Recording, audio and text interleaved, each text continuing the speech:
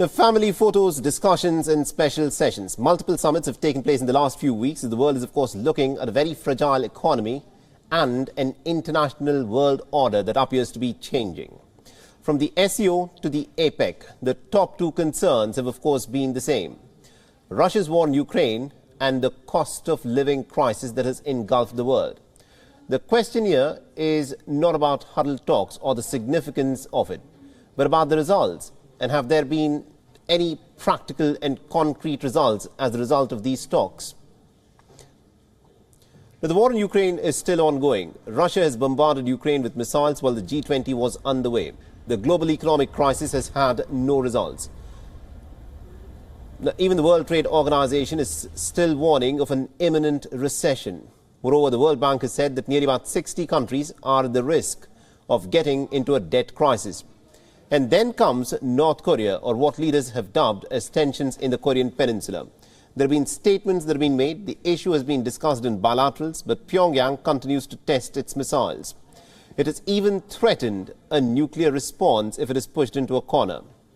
The APEC, the SCO, the G20, the ASEAN summit are amongst the many high-stakes talks that have been held in recent days. And many of them saw Western leaders flying to Asia for diplomacy to discuss solutions. But the question, of course, is, have any solutions been put forth?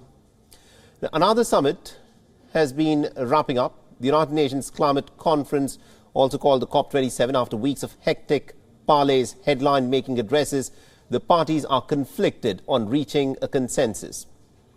The COP27 for sure does not focus on the world economy or the war in Ukraine straight up, but it discusses one of the biggest problems that humanity is confronted with right now, and that is global warming and climate change. The summit is nearing its end after 2 weeks of talks to make progress on tackling climate change, but there were fears that it could actually collapse over the question of money. Vulnerable nations, mostly the developing countries, have said that richer nations owe this money because historically they had released more amount of greenhouse gases that have resulted in global warming. But the rich nations are worried about signing a blank check. But it is not a blank check. Bear in mind, there are clear guidelines in terms of how these costs need to be borne. Now, the summit has already been extended as a breakthrough could not be reached. On its last leg, can the leaders unite? This, of course, is the question. Can the leaders deliver? And at this moment, it, of course, is very difficult to predict as to how things will go from here, from COP27. But the fact is very clear that the leaders, although they've made some lofty statements on how they intend to save planet Earth, don't seem to have a clear, concrete plan on how to proceed from there.